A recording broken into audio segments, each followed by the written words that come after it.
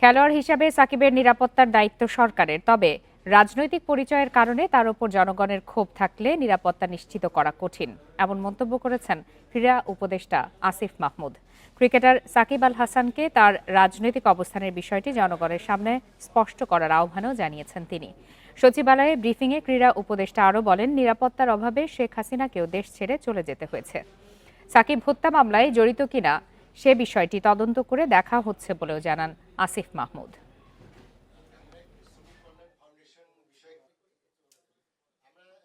খেলোয়াড় হিসেবে আমাদের একজন খেলোয়াড়কে যতটুকু নিরাপত্তা আমাদের দেওয়ার দায়িত্ব সেটা অবশ্যই আমরা দিব।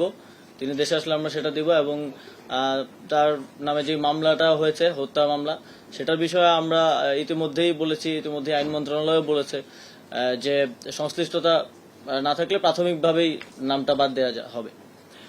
কিন্তু ওনার রাজনৈতিক পরিচয়ের কারণে জনগণের মধ্যে যদি ক্ষোভ থাকে, সেটাকে তো আমাকেই রিডিউস করতে হবে আমার কথা দিয়ে।